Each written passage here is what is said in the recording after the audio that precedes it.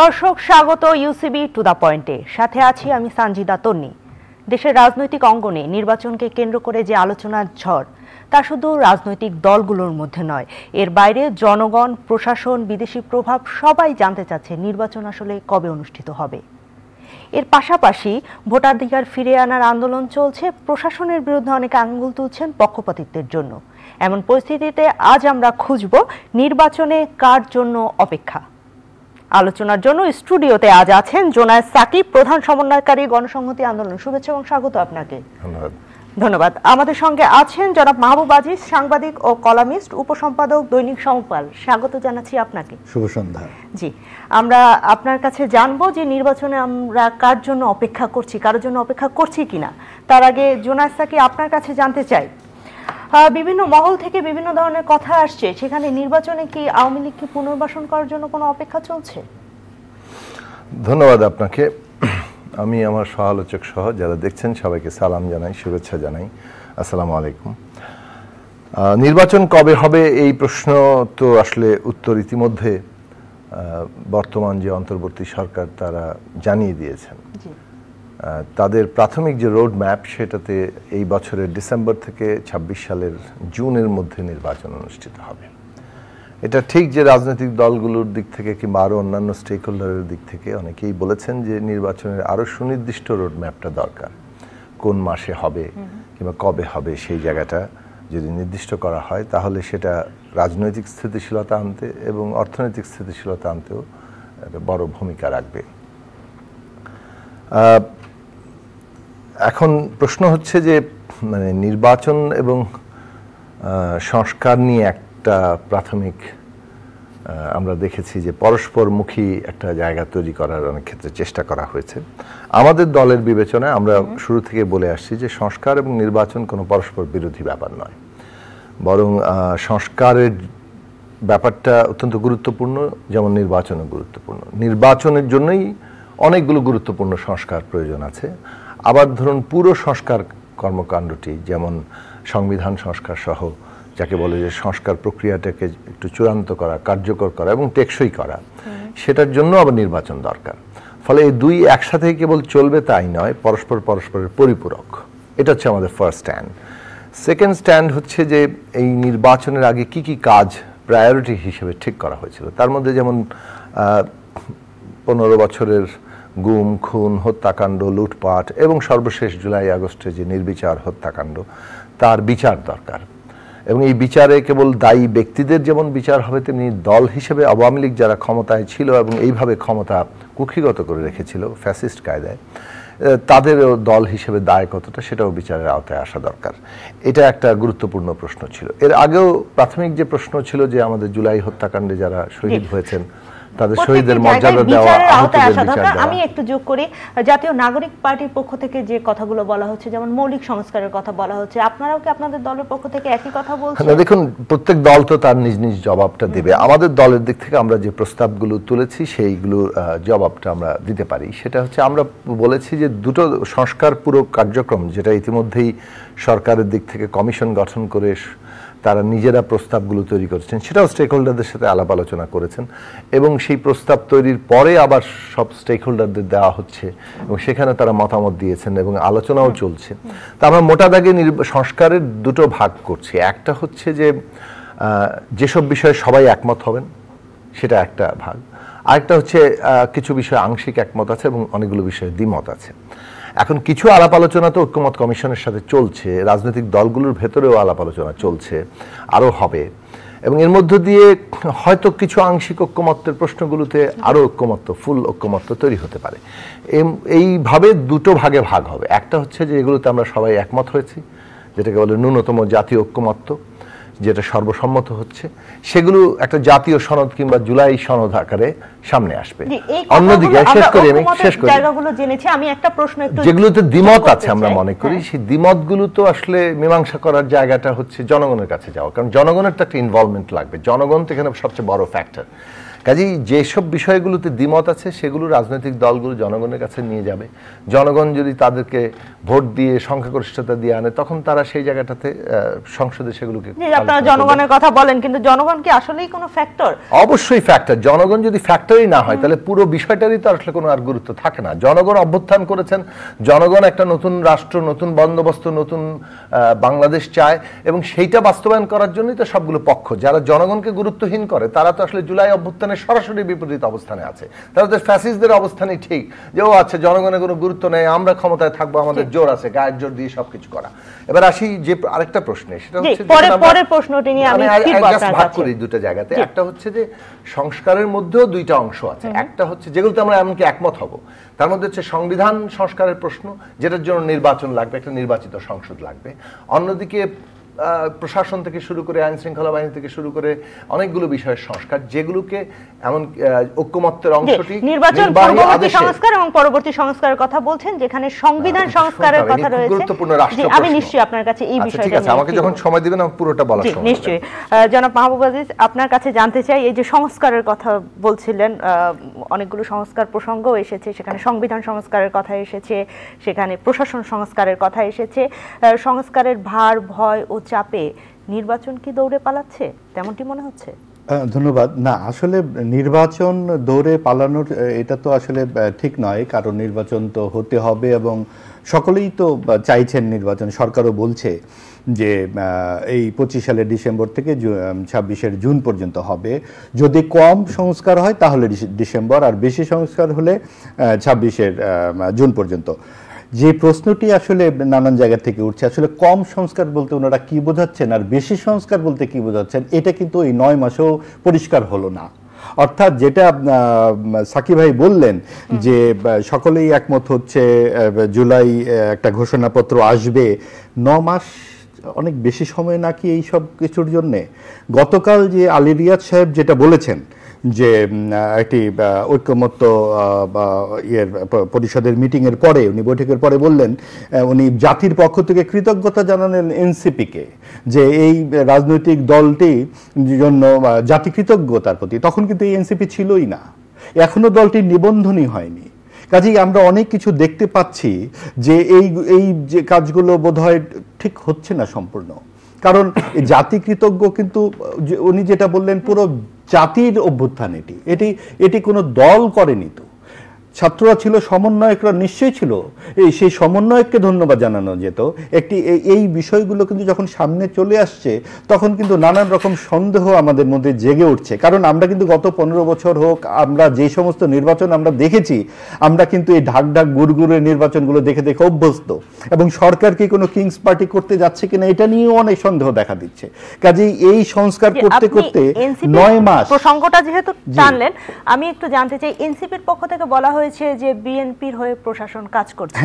এই যে সরকার কি বিএনপির হয়ে কাজ করছে, তার মানে কি এখন সরকারকে তারা এই কথাটা বলল, আবার একটা সময় বিএনপি বলবে যে এটা এনসিপির অথবা আওয়ামী লীগের ইত্যাদি নানান কথা। হারলে তো অনেক কিছুই আসবে, বা ইয়াতে যেই প্রসঙ্গতে যখন জয় পরাজয়ের প্রশ্নটা আসবে। আসল কথাগুলো হচ্ছে যে সংস্কার করতে কিন্তু 9 মাসের প্রয়োজন ছিল না। একদম নির্বাচন করতে গেলে যে ন্যূনতম সংস্কারের প্রয়োজনগুলো আছে, পুলিশ বাহিনীর কর্তব্য কী থাকবে, নির্বাচনী অফিসাররা কীরকম থাকবে, প্রশাসন কিভাবে থাকবে, এই আইন শৃঙ্খলা পরিস্থিতি এবং টাকার ব্যবহার কিভাবে হবে, এই বিষয়গুলোতে ন্যূনতম একটা ঐক্য হলেই কিন্তু নির্বাচনের দিকে যাওয়া যেত। সেই বিষয়গুলোর ঠিক মতো আলোচনা এখনো হয়নি। টাকার যে ব্যবহার আমরা দেখি, সৎ রাজনীতিবিদরা কি আমাদের দেশে নির্বাচনে অংশগ্রহণ করতে পারেন না? তো সেই ক্ষেত্রে যারা সত্যিকার অর্থে দেশের জন্য কিছু করতে চান, তাদের অংশগ্রহণের সুযোগটা কি এই ঐক্যমত্য কমিশনও কি করতে পারবে আদৌ?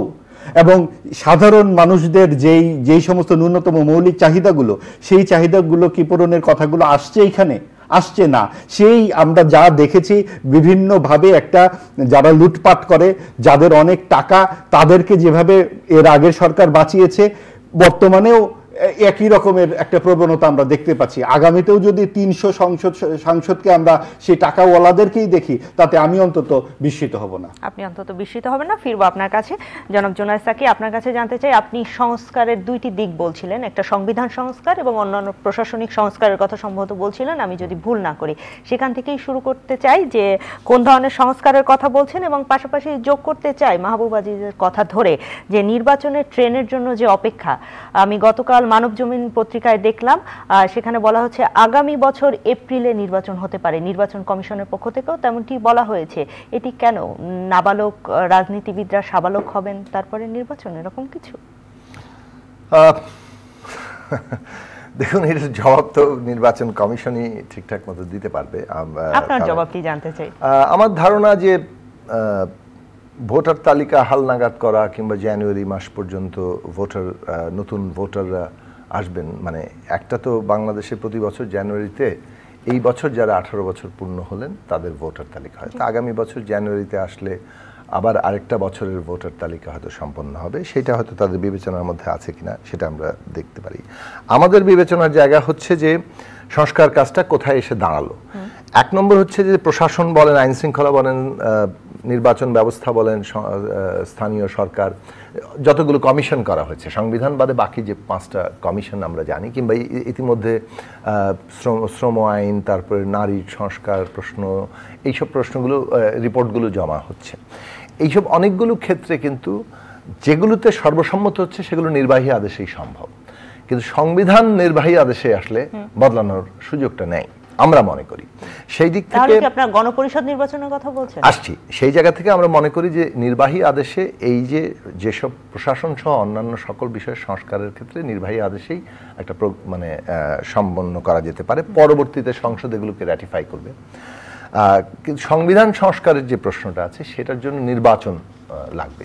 এখন নির্বাচনে আমরা আগামী সংসদের জায়গাতে যদি দেখি যে মোটামুটিভাবে 3টা প্রস্তাব আছে। গণপরিষদের নির্বাচনের প্রস্তাব আছে, সংবিধান আমরা যেটা প্রস্তাব করেছি সংবিধান সংস্কার পরিষদের নির্বাচন, অন্যদিকে একটা সাধারণ পার্লামেন্ট যেখানে অ্যামেন্ডমেন্টের মাধ্যমে সংবিধান সংস্কার হবে, এই প্রস্তাবগুলো আছে।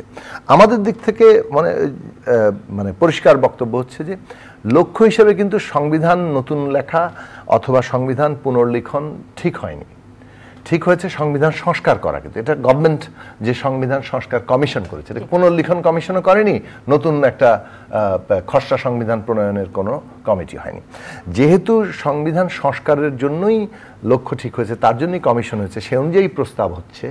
কাজেই যেসব বিষয়ে আমাদের ঐক্যমত্য হবে সেগুলোকে জনগণের ম্যান্ডেট নিয়ে আমাদের আগামী সংসদে সেটা বাস্তবায়ন করা উচিত। কারণ সংবিধান সংস্কারের যে প্রশ্নগুলো এসছে সেখানে ন্যূনতম যে বিষয়গুলোতে ঐক্যমত্য হবে সেটা মোটেই কিন্তু সাধারণ অ্যামেন্ডমেন্ট নয়, একেবারে মৌলিক কাঠামোগত সংস্কারের প্রশ্নগুলো এসছে। এইরকম মৌলিক কাঠামোগত সংস্কার করতে গেলে জনগণের ম্যান্ডেট নেওয়া দরকার হয়। এখন আগামী জনপ্রতিনিধিরাই তো জনপ্রতিনিধিদের যেমন গণপরিষদ কেন করা হয়, তাহলে তো গণপরিষদের দরকার ছিল। গণপরিষদ করার অর্থ হচ্ছে জনগণ একটা সংসদকে একটা সংবিধান লেখার ম্যান্ডেট দিচ্ছে। কিন্তু শেষ করি, চারদিকে মানুষজন যেটা বলছে, চারদিকে মানুষ কি বলছে এটা পরে আসেন। আপনি আপনারা যদি এত সংস্কার করেন তাহলে তো আওয়ামী লীগের পুনর্বাসন হচ্ছে এই সংস্কারের মধ্যে দিয়ে সবাই, সেটা আপনার ধারণা। আমি আমার কথাটা পরিষ্কার করে বলতে তারপরে আমি আসছি সেটা।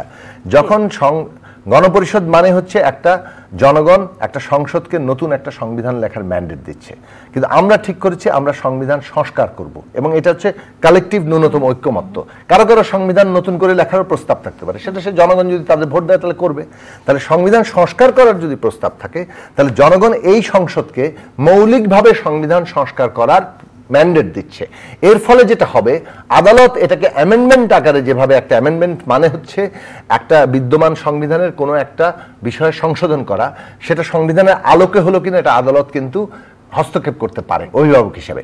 আর এখানে যখন সংবিধান সংস্কার পরিষদ আগে ম্যান্ডেট নিচ্ছে পিপলের, তখন এই যে সংস্কারগুলো করা হচ্ছে যেটার আবার সমস্ত ঐক্যমত্য আমরা আগে তৈরি করছি, সেইটা আর আদালত চ্যালেঞ্জ করবে না, বরং এই সংস্কারকৃত সংবিধান, রিফর্মড যে কনস্টিটিউশন, তাকে সংবিধান এবং আদালত তাকে সুরক্ষা দিবে।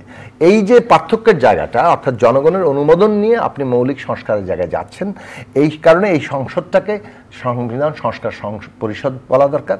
এবং এটা একই একই সাথে দুটো কাজ করবে, একদিকে প্রথম দিন থেকে সরকার গঠন করবে, তারা সরকার পরিচালনা করবে এবং একটা নির্দিষ্ট সময়ের মধ্যে সংবিধান সংস্কার শেষ করবে। সেটাই বরং জুলাই সনদের গুরুত্বপূর্ণ অংশ দরকার। জুলাই সনদের দুটো অংশ হবে, একটা হচ্ছে যে যেখানে আমরা ঐক্যমত হলো এটা জুলাই চার্টার, আবার পরবর্তী সংসদ এই জুলাই চার্টারের মানে সংবিধান সংশোধনের প্রশ্নগুলো সেটা আমরা প্রস্তাব করেছি 6 মাসের মধ্যে, জুলাই চার্টার 6 মাসের মধ্যে আদালত রেটিফাই করবে। আপনি তেমনটি বলছেন? হ্যাঁ, সংবিধান যে আপনারা যে প্রস্তাবগুলো দিবেন যেগুলো জুলাই চার্টারে থাকবে সেগুলো তো নির্বাচন পরবর্তী সময়ে যে সংসদ আসবে তারা সেটিকে সংশোধনী আকারে নিয়ে আসবেন এবং গেজেট আকারে নিয়ে আসবেন, এবং তখন কি আদালতকে আগেই সেটিকে রেটিফাই করবে? না না, আদালত, আপনি তো কনস্টিটিউশনটাকে ধরুন আমরা প্রস্তাব করেছি 6 মাসের মধ্যে একটা সংস্কার করতে হবে, তো 6 মাসের মধ্যে আমরা একটা সংসদ যদি, অর্থাৎ জনগণের প্রতিনিধিরা তারা যদি একটা সংবিধান সংস্কার করেন তাহলে সেই সংস্কারকৃত সংবিধানটি এবার আদালত এটাকে সুরক্ষা দিবে, কারণ এই সংস্কারের ম্যান্ডেট জনগণ তাকে দিয়েছে, এই পার্লামেন্টের এই এখতিয়ার আছে এইটা সংস্কার করার। ফলে এই ম্যান্ডেটটা পিপলের কাছ থেকে নেওয়া হয়েছে, যেভাবে গণপরিষদ একটা সংবিধান তৈরি করার ম্যান্ডেট নেয়, সেই কারণে গণপরিষদ আর সাধারণ সংসদের পার্থক্য আছে। এই কারণেই সংবিধান সংস্কার পরিষদ এবং সাধারণ সংসদের মধ্যে পার্থক্য থাকবে, যেখানে সংস্কারের পুরো ম্যান্ডেটটা জনগণ কর্তৃক এই সংসদকে দেওয়া হয়েছে। ফলে আদালত সেটাকে চ্যালেঞ্জ করবে না, আদালত সেটাকে সুরক্ষা দিবে। আদালত এই যে সংস্কারকৃত সংবিধান তার আলোকেই ভবিষ্যতের সবকিছুকে বিবেচনা করবে। সেই জায়গা থেকে আমাদের প্রস্তাব হয়েছে সংবিধান সংস্কার পরিষদের নির্বাচন করা, যাতে করে এই সংস্কার টেকসই হয়। অন্যদিকে জুলাই চার্টারে ওইটাও লেখা থাকা যে পরবর্তী এই সংসদটি 6 মাসের মধ্যে এটা সম্পন্ন করবে। আমাদের প্রস্তাব কেউ হয়তো মানে আগে পরে করতে পারেন, কিন্তু এই যে প্রস্তাবের জায়গাটা, এটার মধ্যে যুক্তিটার জায়গাটা আপনাকে চিন্তা করতে হবে। একটা হচ্ছে যে আমরা কোনো একটা ধরুন অষ্টাদশ সংশোধনী করলাম, 13তম সংশোধনী বাতিল করে দিয়েছে না আদালত, ফলে পঞ্চদশ সংশোধনী বাতিল করেছে, ত্রয়োদশ বাতিল করেছে বলে পঞ্চদশ এসছে, এবং পঞ্চদশ কঠিন বললে তো আপনি সংবিধান নিয়ে আলোচনা করবেন, আমি শেষ করি। ত্রয়োদশ সংশোধনী হচ্ছে তত্ত্বাবধায়ক ব্যবস্থার সংসদ ছিল, সেটা আদালত বাতিল করেছে বলে পঞ্চদশ সংশোধনী এসছে। এখন বর্তমানে অভ্যুত্থানের পরে পঞ্চদশ সংশোধনী আদালত কর্তৃক আবার আংশিকভাবে বাতিল হয়ে গেছে। আমরা যেটা অষ্টাদশ সংশোধনী করি, ভবিষ্যতে কোনো আদালত কিন্তু ওটাকেও বাতিল করতে পারে। এটা যাতে করতে না পারে তার জন্য জনগণের ম্যান্ডেট নিয়ে আপনি এই পুরো সংস্কারটাকে আনছেন, ফলে এই জায়গাটা অত্যন্ত গুরুত্বপূর্ণ প্রশ্ন। জায়গাটা অত্যন্ত গুরুত্বপূর্ণ, কিন্তু সংস্কার তো যে কোনো সময় দরকার হতে পারে, সময়ের প্রয়োজনেই তো সংস্কার, তাই নয় কি? আমি ফিরবো এই বিষয়টি নিয়েই। আপনার কাছে জানতে চাই, এই যে অনেকগুলো সংস্কারের কথা হলো, কিন্তু সংস্কার অনেক সময় আমরা দেখি কাগজে কলমে থেকে যায়, বাস্তবায়ন হয় না, জনগণ কি পায় শেষ পর্যন্ত? আসলে দেখেন যে আমরা যতই সংস্কারের কথা বলি বা রাজনীতিবিদরা বলছেন, সরকার বলছেন, এবং অলরেডি 9 মাস পার হয়ে গেছে, আরও হয়তো পার হবে। এখন যদি দেখা যায় যে তারা একমত হতে পারছেন না, 26 সালের জুনেও হয়তো শুনবো যে এখনো হয়নি, আরও কিছুদিন লাগবে, এরকমভাবে চলতে থাকতে পারে। আমরা কি 1982 সাল থেকে 1990 সালের কথাটাকেও একবার ভাববো, তখন দেশে কোন সংবিধান ছিল, বা 111-এর সময়? আসলে উদ্দেশ্যটা কি? যারা এইটাতে ডিল করতে আসেন, যারা আমাদের কর্তৃত্ব করেন, শাসন ক্ষমতায় আসেন, তাদের নিয়তটা কি সেটার উপরে আসলে অনেক কিছু ডিপেন্ড করে। আমাদের এখন যারা কাজ করছেন, যারা কথাগুলো বলছেন, তাদের আসলে প্রবণতাটা কি? বিএনপি যেমন আজকেই বলছে যে না, 2 টার্মে আসলে ঠিক হচ্ছে না। আমরা আজকে শুনলাম বিকালের দিকে যে বিএনপিকে নাকি 3 বার প্রধানমন্ত্রীর প্রস্তাব দেওয়া হচ্ছে, এরকম একটা শুনলাম। অর্থাৎ বিএনপি সবচেয়ে বড় রাজনৈতিক দল, এখন তারা যদি এখন 2/3 মেজরিটি নিয়ে আসে, তাহলে কি আসলে এই সমস্ত কথাবার্তা চলবে? অলরেডি তাদের এক নেতা কিন্তু বলেছেন, গণতন্ত্র এত সব কাগজপত্র দিয়ে হয় না, গণতন্ত্র হচ্ছে এক ধরনের প্র্যাকটিস, এটা তারা বলছেন। এবং তারা এই ব্যাপারেও বলেছেন যে সরকারি দল এবং সংসদীয় দলের নেতা একজনই হবেন কিনা সেটা সংসদে বা যারা জিতে আসবেন তারা ঠিক করবেন। বিএনপিকে কিন্তু অনেক ক্ষেত্রেই একমত মনে হচ্ছে না যে এই কথাগুলো এতদিন উঠেছে, বিশেষ করে একজন প্রধানমন্ত্রী অনেক ক্ষমতা নিয়ে যখন একেবারে বসে যান, এটাকে নিয়ে বারবার সব অংশ থেকে বলা হচ্ছিল। বিএনপিকে কিন্তু সেইভাবে আমরা দেখতে পাচ্ছি না। এখন বিএনপিকে ছাড়া কি আসলে এটা হবে ঐক্যমত্য? কাজে এটা যদি না হয় আরো কি দেরি হবে? কাজে এখানে কে কতখানি ছাড় দেবে, কে কি করবে, তার চেয়ে বড় কথা হচ্ছে উদ্দেশ্যটা কি। সত্যিই যদি জনগণকে ক্ষমতায়িত করার উদ্দেশ্য থাকে, তাহলে তো প্রত্যেককেই ছাড় দিতে হবে। এবং যেই ক্ষেত্রে আওয়ামী লীগ বা বিএনপিকেইতেও আমরা শাসন করতে দেখলাম এই গত 50-60 বছর, তাদের মধ্যে কি আসলে খুব গুণগত কোনো পার্থক্য আছে? আমরা আজকে শেখ হাসিনাকে একেবারে ধুয়ে দিচ্ছি, উনি 15 বছরেই করেছেন, ঠিকই আছে, উনি অবশ্যই 15 বছর এত কিছু করেছেন, কিন্তু যেই শাসন ক্ষমতা কাঠামোটা তৈরি হয়েছে সেখানে যে আরেকজন শেখ হাসিনা তৈরি হবে না, সেইটাকেই তো বারবার বলা হচ্ছে। সেই ক্ষেত্রে কি বিএনপি আগ্রহী, অথবা অন্যরা কি এই কথাগুলো বেশি সামনে আনছেন, নাকি তারা ভাবছেন যে আমরা কোনোভাবে হয়তো বিএনপির সাথে জোট করে কিছু আসন যদি পাই, যেটা আমরা আওয়ামী লীগের সাথে অন্যদের সমঝোতা দেখেছি, এবং কার সঙ্গে কার সমঝোতা হবে, কার সঙ্গে কার জোট হবে, সেই হিসেবে হয়তো সেটা ভোটের রাজনীতি হতে পারে, কিন্তু সেই ক্ষেত্রে দেশের মানুষের উপরে যে দম বন্ধ করা চাপ, সেটা কি আদৌ কমবে কিনা? না, আসলে আদৌ কমবে না যদি শাসন ক্ষমতা এভাবে এক ব্যক্তির হাতে সমস্ত ক্ষমতা দেওয়া থাকে। সেই জন্যই এত কিছু বলা হচ্ছে, এবং তার জন্য কিন্তু এত চার্টারেরও দরকার পড়ে না, এত কিছু লিখিত কাগজও দরকার পড়ে না। সেই লিখিত কাগজ কে মানবে যদি 90-এর রূপরেখার কথা আমাদের মনে নাই? 90-এর রূপরেখা তো কেউ মানে নাই, কিন্তু এখন সমাধানটা কি? এখন সমাধানটা হচ্ছে প্রত্যেকের জায়গা থেকে নিজের এক ধরনের সততার আমরা আকাঙ্ক্ষা করি, যে এক ধরনের সৎ আচরণ আকাঙ্ক্ষা করি, যে আমরা বেশি দূর দেরি করাটা ঠিক হবে না, যথেষ্ট দেরি হয়েছে, এবং কম সংস্কার এবং বেশি সংস্কার করতে কি বোঝায় সরকার যেন এটা পরিষ্কার করেন অনুগ্রহ করে। কারণ জুন মাস পর্যন্ত গেলে বেশি সংস্কার হবে, বেশি সংস্কারের কোনো রূপরেখা কিন্তু আমরা পেলাম না, বা কম সংস্কার হবে, এটা সুস্পষ্টভাবে বলে একটা সুনির্দিষ্ট রোড ম্যাপ দিয়ে দেওয়া দরকার, এবং সেই ক্ষেত্রে মোটামুটি একটা সমঝোতা করে সামনের দিকে যাওয়া দরকার। এবং সেটার জন্য অবশ্যই বিএনপি যেহেতু বড় রাজনৈতিক দল, তারও শুভবুদ্ধির একটা উদয় হোক, এরকম একটা আকাঙ্ক্ষা সব জায়গা থেকেই করা উচিত বলে আমরা মনে করি। কারণ এভাবে যদি তারা নিজেরাই একাকে বলে থাকে এবং শেষ পর্যন্ত দেখা যায় বিএনপি কোনোই ছাড় দিল না, তাহলে তো আর একটা আওয়ামী লীগ তৈরি হবে, আরেকটা আওয়ামী লীগ তৈরি হবে। ভিন্ন একটি প্রসঙ্গে জানতে চাই, নারী বিষয়ক যে সংস্কার কমিশন রয়েছে, তারা যে রিপোর্ট দিয়েছে, সেখানে হেফাজতে ইসলাম বলেছে তাদের এই রিপোর্টটি গ্রহণ করা যাবে না, তেমনটি পত্রপত্রিকাগুলোতে এসেছে। কি বলবেন সংস্কার কমিশন নিয়ে এরকম? এটা অবশ্যই খুব একটি সুউদ্যোগ, এবং আমরা দেখেছি প্রধান উপদেষ্টা বলেছেন যেই সংস্কারগুলো করা সম্ভব অতি দ্রুত করে ফেলা দরকার, এবং এটা আসলে ডক্টর ইউনূসের মতোই একজন মানুষের পক্ষে সম্ভব, কারণ উনি এই দেশের নারীদের জন্য কি করেছেন এটা সকলেই আমরা জানি। এবং এইটা নারীদের উত্তরাধিকারের ক্ষেত্রে বলেন, নারীদের সম্মানের ক্ষেত্রে বলেন, মর্যাদার ক্ষেত্রে বলেন, এটা আসলে বাংলাদেশের আর্থসামাজিক রাজনৈতিক পরিবর্তনের একটা অন্যতম একটা বৈপ্লবিক একটা কাজ হয়ে থাকবে যদি সরকার এটা সত্যিই করতে পারে। সরকার সত্যি করতে থাকে। ফিরবো আপনার কাছে, জনাব জোনায়েসাকে আপনার কাছে জানতে চাই, অনেকগুলো প্রসঙ্গ এসেছে, সেখানে যদি একটু কথা বলি। নিশ্চয়ই, আপনি যদি কিছু যোগ করতে। আচ্ছা, আমি মনোয়ার সাথে আমার তর্ক করার কোনো ইয়ে নেই। উনি যে পজিশন থেকে কথা বলছেন, একজন সাংবাদিক হিসেবে তার বিভিন্ন বিষয়ে কথা বলতে হয়। আমরা রাজনৈতিক দল হিসেবে আমাদের একটা জায়গা হচ্ছে যে কোনো একটা প্রসেসকে যদি আপনি অ্যাডভান্স করতে চান, তার একটা কি পদ্ধতিতে সেটা যাবে সেটা আগে ঠিক করতে হয়।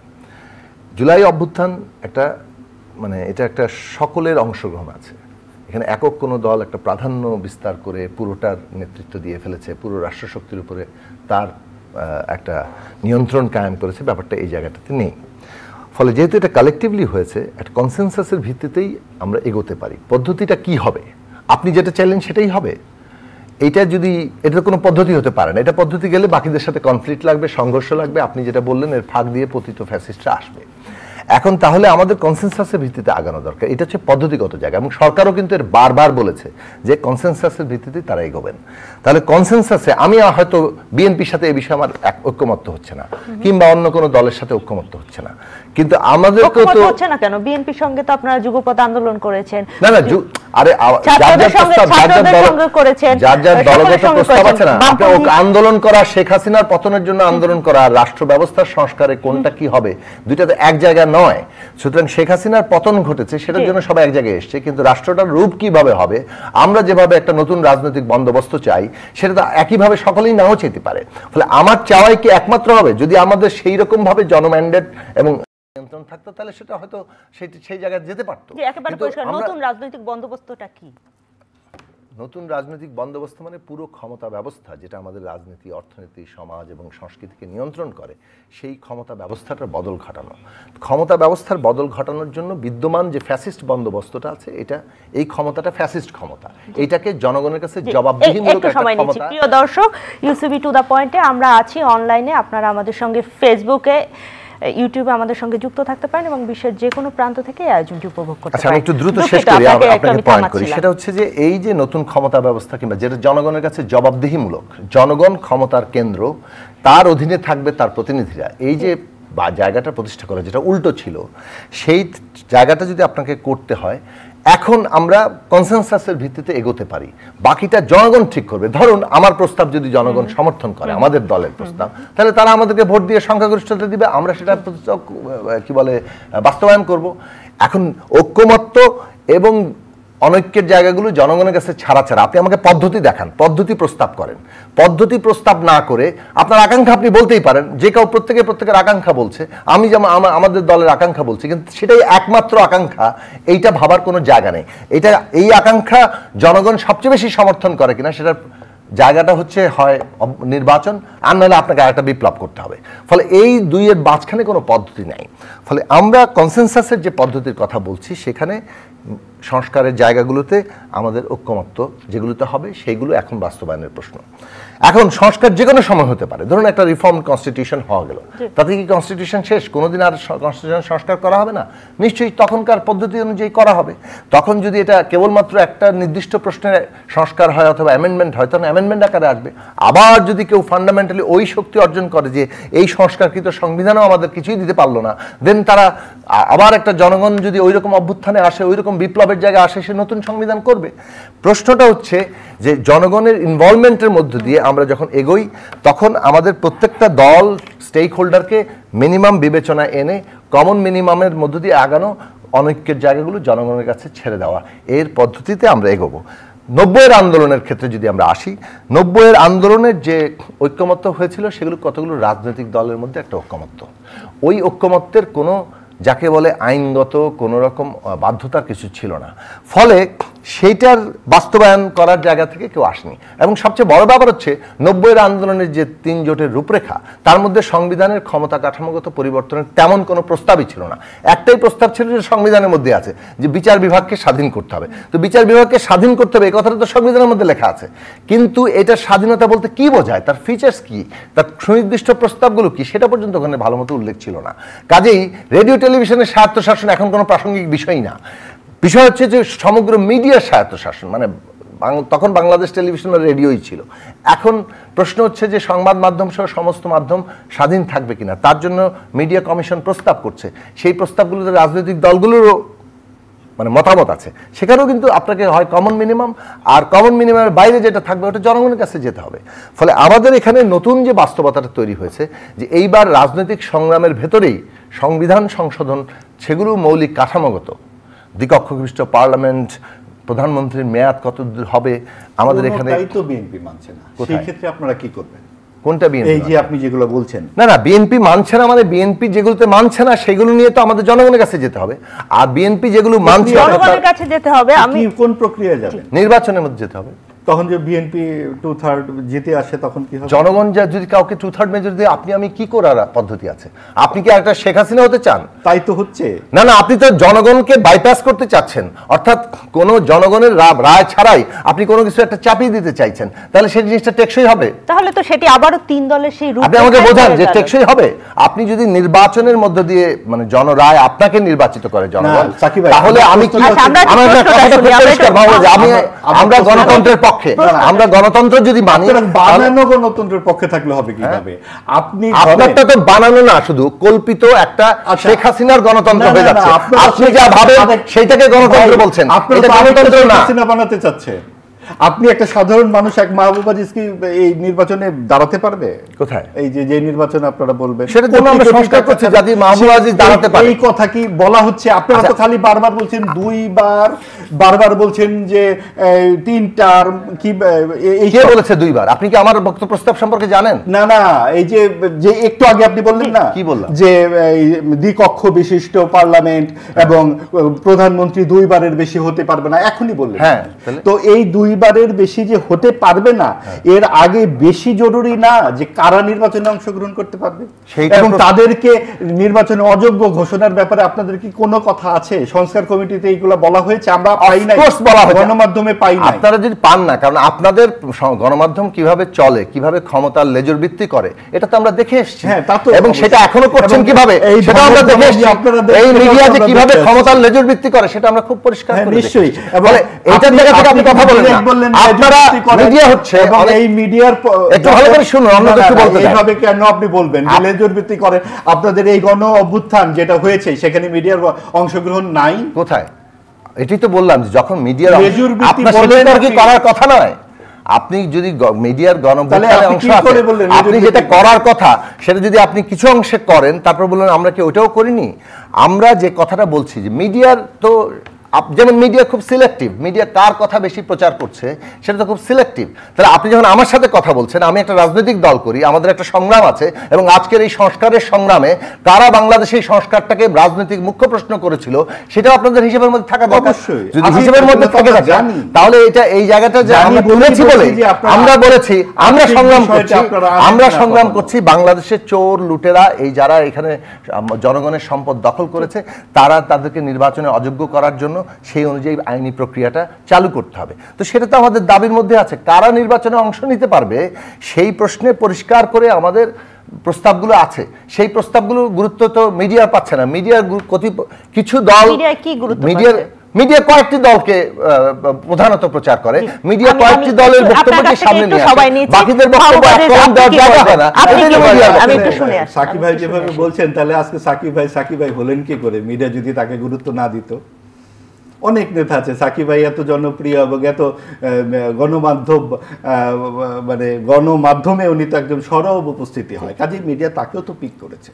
উনি ভালো কথা বলতে পারেন, যুক্তিনিষ্ঠ কথা বলছেন, সবার পক্ষে সবাইকে তো আর আনতে পারবেন। দেখুন আরো তর্ক, আপনি যদি এই লেভেলে তর্ক করতে চান তর্ক করতে পারি, এটা তো তর্ক না, আপনারা মতামত না, মতামত না, এটা আমি একটা বলি আমি পরিষ্কার বিষয়, এটা আমাদের রাজনীতি, ভিন্ন মত আপনাকে গ্রহণ করতে হবে না। না, ভিন্ন মত আমি তর্ক করতে পারছি, ওনার মত উনি দিচ্ছেন, আমি তো বিরোধিতা করছি না। কিন্তু আপনি দেখেন, আপনি আমাকে নিয়েছেন, গণসংহতি আন্দোলনের কয়জন প্রতিনিধিকে এই সংগ্রাম এই টকশোতে এনেছেন? পরিষ্কার প্রশ্ন। আর সেটা কি আমাদের মিডিয়ার দায়বদ্ধতা? আপনারা জনগণের কাছাকাছি কত দূর যেতে পেরেছেন? আপনি যদি মনে করেন যে জনগণের কাছাকাছি কত যেতে পেরেছি সেটারও তো একটা প্রমাণ লাগবে। ধরেন আপনার বিবেচনায় আমি যেতে পারিনি, আপনার বিবেচনায় আমরা যেতে পারিনি, অথচ আমরা সংগ্রাম করে 15 বছর ধরে লড়াই করে বাংলাদেশের এই রাজনৈতিক সংকটের মূল উৎস যে সাংবিধানিক স্বৈরতান্ত্রিক ক্ষমতা কাঠামো এবং এইখানে একটা ফ্যাসিস্ট বন্দোবস্ত, সেইটার বিরুদ্ধে কথা বলেছি, তার বিরুদ্ধে রাজনৈতিক সংগ্রাম এনেছি এবং সেটাকে রাজনৈতিক সংগ্রামের মুখ্য বিষয় করার জন্য এমনকি বড় রাজনৈতিক দল বিএনপিকেও ওই একই কর্মসূচিতে অন্ততপক্ষে 31 দফা তাদের মতো করে তারা যতটুকু রাজি হয়েছে সেইটাতে আসতে তারা বাস্তবতার চাপেই কিন্তু সেই জায়গায় এসছেন। কাজে এই যে কর্মসূচির জায়গাটি এসছে, এই লড়াইটা বিভিন্ন জায়গা থেকে আমরা আমাদের সাধ্য অনুযায়ী করার চেষ্টা করেছি। আমরা যে জনগণের কাছে গিয়েছি সেইটা আমরা মনে করি আমাদের সাধ্য অনুযায়ী গিয়েছি। আপনার বিবেচনা নাও হতে পারে, ফেয়ার না, এটা ফেয়ার না। কিন্তু আপনি কেন্দ্রিক রাজনীতি করে থাকেন সাধারণত, আমরা দেখে থাকি। সেটা আপনার কাছে মনে হচ্ছে, এটা আমার কাছে মনে হওয়ার কথা না। সেটা তো আবারও বলছি আপনার কাছে মনে হচ্ছে, কারণ আপনার মিডিয়া অত্যন্ত সিলেক্টিভ। এই বিষয়ে আমার কোনো দায়িত্ব, তাদের মিডিয়া আমাকে যদি বয়কট করে আমার কোনো আপত্তি নেই। আপনারা এবারে নির্বাচনে গেলে আপনি আমরা পরিষ্কারভাবে মনে করি media is very much selective. আমরা কতটুকু আসন পাবো এটা আমরা নির্বাচনে যাই বলবো, আমি তো আগাম বলে দিতে পারবো না মানুষকে ভোট দিতে। কিন্তু আমরা মনে করি জনগণ আমাদেরকে আমাদের সংগ্রামের মাধ্যমেই যতটুকু চেনে, আমরা আমাদের প্রার্থীরা আমাদের দল মানুষের কাছে যাবে এবং মানুষের আস্থা অর্জন করেই মানুষের শক্তির উপরেই আমরা আমাদের জনপ্রতিনিধিত্ব অর্জন করতে চান। অসংখ্য ধন্যবাদ। অনুষ্ঠানের শেষ পর্যায়ে আমরা আলোচনা দিয়ে বোধহয় একটু বের হয়ে এসেছি। নির্বাচনে কারোর জন্য অপেক্ষা করা হচ্ছে কিনা, কোনো জায়গায় বলা হচ্ছে ডক্টর মোহাম্মদ ইউনূস 5 বছরের জন্য ক্ষমতায় থাকবে, তারপরে নির্বাচন অনুষ্ঠিত হবে। জনগণ এরকম চাচ্ছে, এরকম ধারণা কি আপনার কিনা? এইগুলো তো আসলে এর আগেও বলা হয়েছে যে গত 15 বছরের যে কথাগুলো বলা হলো তখন তো আমরা শুনেছি 42 সাল পর্যন্ত থাকবে, 52 সাল পর্যন্ত থাকবে। আমরা যে কথাটি বারবার বলবার চেষ্টা করছি রাজনৈতিক দলগুলোর কাছেও যেমন আমরা প্রত্যাশা করি যে তারা যাতে আমাদের এই মানে বৈষম্যপূর্ণ যে একটি সমাজ কাঠামো আমাদের এখানে আছে সেটার দিকে তারা যেন দৃষ্টি একটা দেন, এবং সেইটা যদি হয়ে থাকে তাহলে তো আজকে আমাদের এই পরিস্থিতি হয় না। আমাদের যত দিন যাচ্ছে তত বেশি কিন্তু এই শ্রেণী বৈষম্যটা বাড়ছে, এবং সেক্ষেত্রে রাজনীতির সাথে সাধারণ মানুষের দূরত্ব বাড়ছে। এই দৈনন্দিন যে জীবনযাপন, সেই জীবনযাপনে কিন্তু রাজনৈতিক একটা মানে ভারসাম্য থাকছে না। আমরা যেই সমস্ত বামপন্থী দলগুলো তাদেরকে কেন আমরা আজকে সরব দেখি না? কেন আমরা দেখতে পাচ্ছি উগ্রবাদী ডানপন্থী দলগুলোর এরকম বিকাশ? সেই জায়গাগুলোকে আমরা প্রশ্ন করছি কখনো? এবং এটা তো সাকিব ভাই হয়তো বলবেন যে এটাকে জোর করে আনবেন, জনগণ না চাইলে কি করে হবে? আসলে জনগণকে যে চাওয়ানোরও তো একটা ব্যাপার থাকে, এবং সেই জায়গায় যে দূরত্বগুলো যে তৈরি হচ্ছে, এই দূরত্বগুলো কি করে, এত কেন বিভাজন? আমরা 5টি বামপন্থী দল থাকলে 10টি ভাগ দেখতে পাচ্ছি, এবং সেই ক্ষেত্রেও তাদের কোনো রকম আমরা একসাথে বসে যে একটা বড় ধরনের কোনো একটা কর্মসূচি বা কোনো একটা বক্তব্য রাখবো, সেটাও মিডিয়া রাডারে কোনো রাজনৈতিক দলকে বিশেষ গুরুত্ব দেওয়া হয়, কোনো রাজনৈতিক দলকে কম গুরুত্ব দেওয়া হয়, কিন্তু যখন যুগপৎ আন্দোলন হয় তখন কিন্তু সবাইকে গুরুত্ব দেওয়া হয়। এমনটি কেন হয়? ঠিকই যে মিডিয়া রাডার বলে তো একটা ব্যাপার আছেই, এবং সেটা কিন্তু নানানভাবে চলে আসে, এটা তো অস্বীকার করার কোনো রাস্তা নাই। এবং সেটা কিন্তু মানে আমরা চাইলেই যে কেউ যে কোনো একটা টেবিলে বসে বদলে দিতে পারি না, এটার কিছু মাপকাঠি আছে। তো সেই ক্ষেত্রে আমার যেটা পরামর্শ থাকবে যে আমরা রাজনৈতিক দলগুলোর কাছে আরও বেশি দায়িত্বশীল আচরণ আহ্বান করতে পারি। এর বেশি তো আর আমরা কি চাইতে পারি তাদের কাছে? অসংখ্য ধন্যবাদ। জোনায়েসাকে আপনাকে দিয়ে শেষ করব। বাংলাদেশ জাতীয়তাবাদী দল বিএনপির পক্ষ থেকে বলা হয়েছে সংসদে যাওয়ার আগ পর্যন্ত আন্দোলন থামবে না। মানে তো বিএনপি জবাব দিবে, আমি কি বলবো? দেখুন, বিএনপির মতো রাজনৈতিক কর্মকৌশল ঠিক করবে, সেটাই খুব স্বাভাবিক। সেই বিষয়ে তো তাদেরাই জবাব দিতে পারবে। আমরা আমাদের দলের দিক থেকে মনে করি যে সংস্কার এবং নির্বাচন একসাথে চলবে, এবং সংস্কারের কাজগুলো ইতিমধ্যে যেভাবে সরকার উদ্যোগ নিয়েছে সেগুলো রাজনৈতিক দলগুলোর কম বেশি মতামতের ভিত্তিতেই সেগুলো চলছে। স্টেক হোল্ডারদের মতামত সেখানে আছে, কিছু পার্থক্য তো থাকবে, পার্থক্য আছে বলে ঐক্যের প্রশ্নটা আসে। এবং এইখানে আমি আগেই বলেছি পদ্ধতিটা কী জায়গা থেকে হতে পারে, এবং সেই পদ্ধতিতে আমরা মোটা দাগে কম বেশি প্রপার লাইনেই আছি। এবং এই যেটা আমি বলছিলাম যে গুরুত্বপূর্ণ প্রশ্ন ছিল যে 7ই জানুয়ারি আগেও, মানে অর্থাৎ 22 সাল থেকেই এই দেশে সাংবিধানিক ক্ষমতা কাঠামোর বদল সহ, মৌলিক কাঠামোগত প্রশ্ন মানে বদল সহ অনেকগুলো সংস্কারের প্রস্তাবই এইবারের রূপরেখায় এসেছিল। অর্থাৎ কেবল শেখ হাসিনার পতন নয়, শাসন ব্যবস্থা বদলের প্রশ্নটাও রাজনৈতিক সংগ্রামের মধ্যে ছিল। এখন জুলাই অভ্যুত্থান নতুন করে মানুষের প্রত্যাশাটাকে একটু বাড়িয়ে তুলেছে। এই বাড়িয়ে তোলা প্রত্যাশাকে কে কিভাবে পূরণ করবে, বিএনপি সেই চ্যালেঞ্জ মোকাবেলা করতে পারবে কিনা, জনগণের প্রত্যাশা, সেটা বিএনপির একটা গুরুত্বপূর্ণ বিবেচনার প্রশ্ন। আমাদের দল মনে করি, আমরা গণসংহতি আন্দোলন মনে করে, এমনকি আমরা আমাদের গণতন্ত্র মঞ্চকেও এই জায়গাটাকে বারবার বলার চেষ্টা করছি যে জুলাই অভ্যুত্থান মানুষের প্রত্যাশাকে যা বাড়িয়ে তুলেছে, আমাদেরকে সেই চ্যালেঞ্জ গ্রহণ করা উচিত এবং জনগণের প্রত্যাশা পূরণ করা দরকার। সেই অর্থে আমাদের যে প্রস্তাবনাগুলোকে আমরা সেভাবে সজ্জিত করার চেষ্টা করেছি, এবং সেই প্রস্তাবনার মধ্যে জনগণ আমাদের কেন্দ্রবিন্দু, কারণ জনগণের দ্বারাই সমস্ত কিছু হতে হবে। ডেমোক্রেসি মানলে জনগণ যে সিদ্ধান্ত শেষ পর্যন্ত ফেয়ারলি, এটা এমন নয় জনগণের নামে শেখ হাসিনার মতো নির্বাচন, কিন্তু যথার্থ অর্থে একটা নির্বাচন যদি আপনাকে নির্বাচিত করে, আমার ভাই এটা মেনে নেওয়া ছাড়া কোনো, আমি এটা দ্বিমত পোষণ করতে পারি, আমি আপনার বিরুদ্ধে লড়তে পারি, কিন্তু সেটা মেনে নেওয়াটাই কাজ। ধরুন বাংলাদেশে শেখ হাসিনা এটা বারবার প্রতিষ্ঠা করে নাই যে নির্বাচন দিলে বিএনপি জামাত ক্ষমতায় চলে আসবে, ফলে নির্বাচনের দরকার কি, এটাই কিন্তু আপনার সবাই জানেন যে রাজনীতির মধ্যে একটা আলাপ আলোচনার জায়গা ছিল। এখন ভারতে কিন্তু আবার ভারতও এই জিনিসটাকে, এই দেশে এই ধরনের একটা পলিটিক্যাল অ্যারেঞ্জমেন্টকেই সাপোর্ট করেছে, কিন্তু তার নিজের দেশে কি করেছে? তার নিজের দেশে 14 সালে কি বিজেপি ক্ষমতায় চলে আসার একটা ব্যাপার ছিল না? তো বিজেপির যে পেছনে আরএসএস আছে, বিজেপি আরএসএস ভারতে কি করেছে, একেবারে সেই গান্ধী হত্যা থেকে শুরু করে সমস্ত সবাই কি জানতো না? তাহলে ভারতকে এই সিদ্ধান্ত নিয়েছে যে বিজেপি আরএসএসকে ঠেকানোর জন্য যে কোনো মূল্যে মানে সমস্ত ভোট কারচুপি করে হলো কংগ্রেসকে ক্ষমতা রাখতে হবে।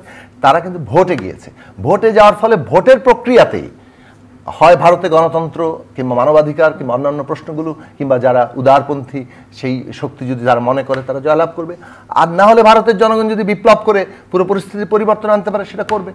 আমরা বাংলাদেশের জনগণ এটাকে মানি নাই বলেই জুলাই অভ্যুত্থান হয়েছে এবং সেই অভ্যুত্থানের ফলাফল হচ্ছে আরেকটা কোনো ফ্যাসিস্ট যাতে জন্ম না নেয় এবং সেইটার ক্ষেত্রে যথার্থ নির্বাচনই হচ্ছে ক্ষমতা হস্তান্তরের এমন একটা শান্তিপূর্ণ পথ যেখানে গণতান্ত্রিক শক্তি শেষ পর্যন্ত বিজয় লাভ করে। ধন্যবাদ। জি, আপনি খালি একটা ভৌতিক কথা বললে তো হবে না যে এই নির্বাচনের মাধ্যমে একটা ফ্যাসিজমের বিরোধী একটা সরকার আসবে, যেটা ওনারা বলছেন যে একটা কাঠামো বা একটা পরিস্থিতি তৈরি করা, সেই পরিস্থিতি তৈরি করারই পক্ষে তো আমরা বলছি। আজকে যে নারী সংস্কারের কথাটা একদম সুনির্দিষ্টভাবে বলা হলো নারীদের ক্ষেত্রে, যে উত্তরাধিকার একদম সুস্পষ্টভাবে, রাজনৈতিক ক্ষেত্রে কেন বলা হচ্ছে না? 9 মাস হয়ে গেল, সংস্কারের এই জায়গাগুলো চিহ্নিত করা হচ্ছে না কেন, যাতে ওই ফ্যাসিস্ট না জিততে পারে? এবং রাজনৈতিক দলগুলো মনে হয় যার যেরকম সুবিধা তার সেই সুবিধা মতোই বোধহয় বিভিন্ন প্রস্তাবনা করবে কে? বিড়ালের গলায় ঘন্টাটি বাঁধবে কে? 9 মাস হয়ে গেল, এই সংস্কারগুলোর চিহ্নিত করা হচ্ছে না। কাজটা প্রথমত করবে কে? সরকার একটা সংস্কার কমিশন করেছে, সেই কমিশন তারা প্রস্তাব করেছেন যে কি কি সংস্কার হবে। থাকুক আরো 5 বছর। কেন 5 বছর চলবে? তাই তো 9 মাস তো চলেই গেল। না কেন আপনারা এটা এই ধরনের কল্পিত কথাবার্তা বলার তো কোনো অর্থ নেই। কল্পিত কেন? এটা তো একটা উদাহরণ আমি দিচ্ছি, যেটা 2 মাসে করা যেত সেটা 9 মাসে এসেছে। আরো তো এখনো তো কিছু আপনার ধারণা হয়েছে বলে প্র্যাকটিক্যাল, এটা আপনার ধারণা। আজকে 9 মাসে আমরা আপনি সেটা সরকারের কাছে জবাব দিতে চান। আমি তো সরকারের কাছেই তো বলছি, আমি কি আপনার কাছে জবাব দিতে চাইছি? সরকারের কাছে বলছি, কিন্তু আপনি সেটা মানছেন না। মানছি না, যখন যেটা ঘটেনি আমি থাকলে কি করতে, আমরা থাকলে কি করতে পারতাম, আমরা থাকলে কি করতে, আমরা যখন বলেছি সংস্কার আরো অল্প সময়ের মধ্যে সম্ভব, তখন বলে সংস্কার চায় না। আর সরকার বলছে সংস্কার দীর্ঘ করতে হলে নাকি আরো বেশি থাকতে হবে। এখন প্রশ্ন হচ্ছে যে এগুলো কোনোটাই আমরা যথার্থ মনে করি না। আমরা মনে করি যে সংস্কারের জন্য যৌক্তিক সময় নেওয়া দরকার, কিন্তু আবার সংস্কারের কথা বলে নির্বাচনকে একটা মানে অনির্দিষ্ট সময়ের মধ্যে ফেলে দেওয়ার কোনো মান নাই। আবার অন্যদিকে নির্বাচন দিতে হবে বলে সংস্কার ব্যাপারটাকে আড়াল করার কোনো সুযোগ নাই। সংস্কার করতেই হবে এবং সংস্কারের মধ্য দিয়ে, এবং নির্বাচন সংস্কারের একটা গুরুত্বপূর্ণ অংশ। নির্বাচন ব্যবস্থা সংস্কার করাও তো আমাদের একটা রাজনৈতিক লক্ষ্য ছিল। কাজেই সেই জায়গা থেকে সংস্কার করে, নির্বাচন করে আমাদের সংস্কার প্রক্রিয়াকে সম্পন্ন করতে হবে। এখন তার মধ্যে নির্বাচন করে সংস্কার প্রক্রিয়া সম্পন্ন করতে হবে। তার মানে হচ্ছে আবারও বলবেন না, এর মধ্যে সংবিধান সংস্কারের জন্য নির্বাচনটা অপরিহার্য, এই কথা আমি শুরু থেকে বলে আসছি। সুতরাং এই পুরো প্রসেসটা আমাদের খেয়াল করতে হবে এবং সরকার যে সময়সীমা দিয়েছে সেই সময়সীমা এখন পর্যন্ত যৌক্তিক হিসেবে আমরা এই আলোচনা। ওকে, থ্যাংক ইউ। জি, অসংখ্য ধন্যবাদ। প্রিয় দর্শক, ইউসিবি টু দা পয়েন্ট থেকে আজকের মতো বিদায় নিচ্ছি। নির্বাচন কার জন্য অপেক্ষা? নির্বাচনে কি কোনো বিশেষ রাজনৈতিক দলের জন্য অপেক্ষা চলছে, নাকি সংস্কারের জন্য অপেক্ষা চলছে? আর বাংলাদেশের জনগণই বা কি চায়? এই সব আলোচনাগুলোই আজকে কিছুটা আসলো। আমরা এই বিষয়ে নিশ্চয়ই পরবর্তীতে আবারও আলোচনা করব। সবাই অসংখ্য ভালো থাকবেন, সবার জন্য অনেক অনেক শুভকামনা।